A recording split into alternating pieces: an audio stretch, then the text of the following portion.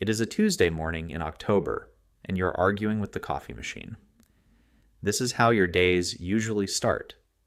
Not with drama, not with crisis, just the small, stubborn failures of ordinary life. The coffee machine in the break room of Midland First Bank has been broken for 3 weeks. You have submitted 2 maintenance requests. Nothing has happened. You are the branch manager. You manage 17 employees, $200 million in customer deposits, and apparently 1 completely irreparable coffee machine. You give up and go to your office. Your name is Daniel Marsh. You have been branch manager of this location for 6 years. Before that, you were assistant manager for 4 years. Before that, you were a teller, standing behind bulletproof glass, counting other people's money, and wondering when your real life was going to begin.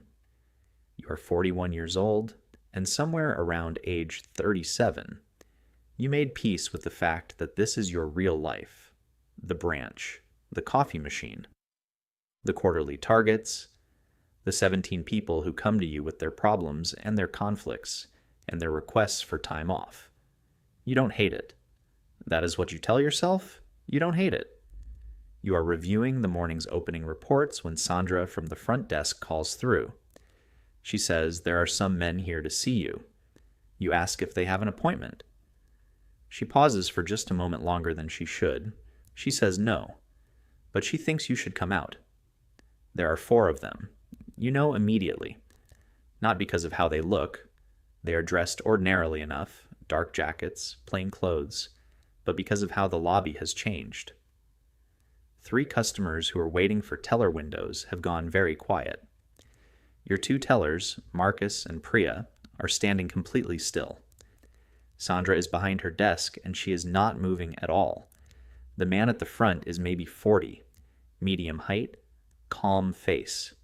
He has a duffel bag over one shoulder. He looks at you when you come through the door, and he smiles the way people smile when they have already made all their decisions. He says your name. Not sir, not excuse me. Your name.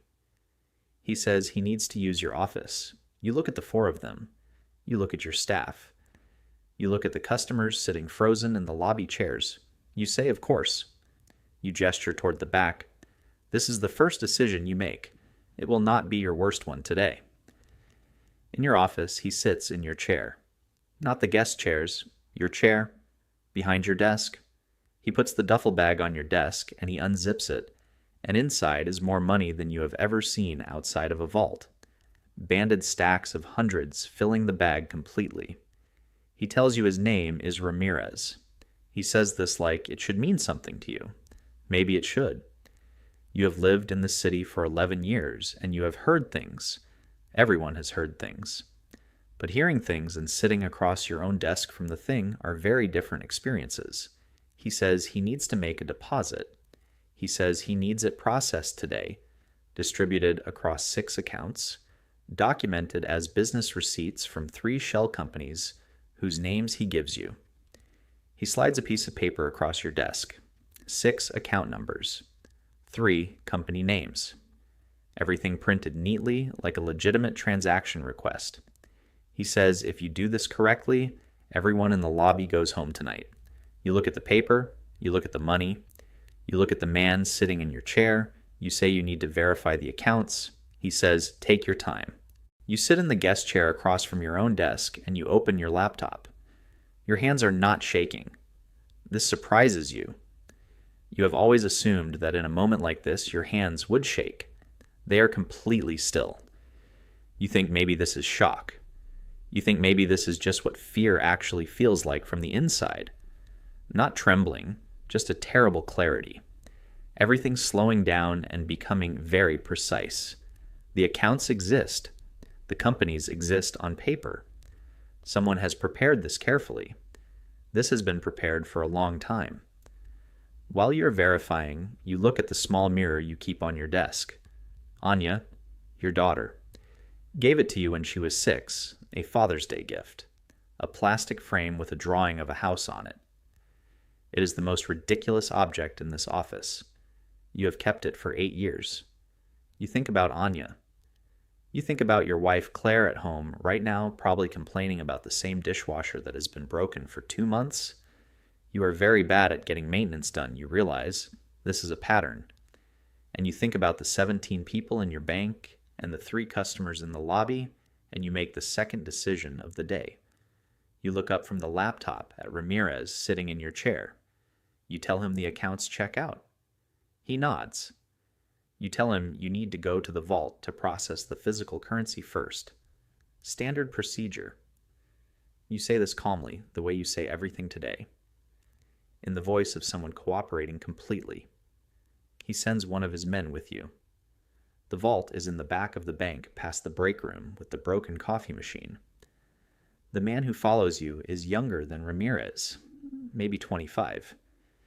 He stands at the vault door while you work the combination. You can feel him watching the back of your neck. Inside the vault, you move to the currency processing station. The man stays in the doorway. The vault is small. You can see him. He can see you. There is no angle from which he cannot see you. But he cannot see the silent alarm panel behind the currency station. It is a panel you have tested exactly once in 6 years. A routine compliance check 18 months ago. A small gray box behind a removable currency tray. You press it and nothing happens. No sound, no light. Just a signal that goes directly to the local police department. It is designed to be invisible. That is its entire purpose. Your hand is on the currency tray. The man in the doorway shifts his weight. You run the calculation, not the emotional one, the real one, the one that 41 years of ordinary life somehow prepared you to run in a bank vault on a Tuesday morning with a cartel enforcer watching your neck. Option 1. You cooperate fully. You process the transfers. You hand Ramirez exactly what he came for. And then, here's the part people who have never dealt with men like this don't think about. You become a problem. You have seen his face. You know his name. You know the account numbers and the shell companies and the precise mechanics of exactly how much money moves through exactly which channels. Ramirez did not get to where he is by leaving problems behind him. You know what happens to problems. Option 2, you press the panel. Police respond. There is a risk, armed men in a lobby full of civilians, a situation that could go badly in a dozen directions. But a controlled police response gives everyone in that lobby a chance. Ramirez's alternative gives them a certainty. The math is ugly, but it is not complicated. You press the panel. Nothing happens, no sound, no light. You pull out a currency tray and start counting. You are back in your office for 11 minutes before it starts. Ramirez is on his phone. You're at your laptop processing the first account transfer. The money on the desk is slightly less than it was. You have been moving it to the vault in stages, buying time, keeping the transaction slow without making it look slow. Then the front door opens, not customers, 2 uniformed officers. They step inside and they look at the lobby, and they see the man standing near the door with his jacket pulled slightly away from his side, and one of them reaches for his radio, and then everything happens at once. Ramirez is on his feet before you process that he has moved.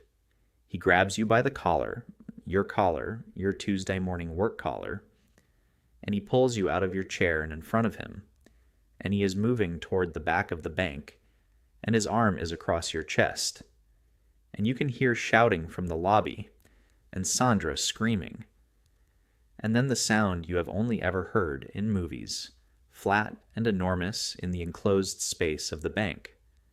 You stop thinking. Your body takes over.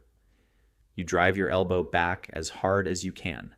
Not a shove, not a push, a full-force drive from the shoulder. Every gram of 41 years of ordinary life behind it. The impact travels up your arm like a current. Something gives, something cracks, or shifts, or simply surrenders. You don't know which, and you don't stop to find out. His grip loosens by a fraction, and that fraction is everything. You throw yourself sideways into the filing cabinet. The edge catches your temple and the world whites out for a half second, then floods back copper bright. The taste of blood filling the back of your throat, a high ringing starting in your left ear like a frequency nobody else can hear. The cold, hard floor rising toward you faster than physics should allow. Then nothing. When you can see again, you're on the floor of your office. Your head is producing a sound like television static. There's blood on your collar, your Tuesday morning work collar, and your left eye will not open all the way. The filing cabinet is on its side. Your laptop is on the floor. The piece of paper with the 6 account numbers and the 3 company names is still on your desk. Ramirez is not in the room. You can hear voices outside, controlled voices, not panicked ones. Radio static. Someone saying, "Clear." An officer appears in the doorway. She looks at you on the floor, and she says something into her radio, and then she is crouching beside you and asking you questions you can hear, but cannot immediately answer. You look at the desk. The duffel bag is gone. Ramirez took the money when he ran. You don't know yet whether they caught him. You don't know yet whether your staff is okay, whether the customers are okay, whether the officers who came through the door are okay. You know your head hurts more than anything has ever hurt. You know you pressed the panel. You know the lobby is full of voices now, controlled and official, the sounds of something being handled rather than something falling apart. The officer is still asking questions. She wants to know if you can stand. She wants to know how many of them there were. She wants to know what happened. You look at the plastic mirror on your desk. Anya's Father's Day gift. Still there. Still ridiculous. You tell the officer you can stand. She helps you up. You stand in your office on a Tuesday morning in October with blood on your collar and your left eye half closed and the coffee machine still broken down the hall. You pressed the panel. You drove your elbow back. You threw yourself at the filing cabinet. None of this was in the branch manager training. You are 41 years old, and somewhere around the last 45 minutes you stopped wondering when your real life was going to begin.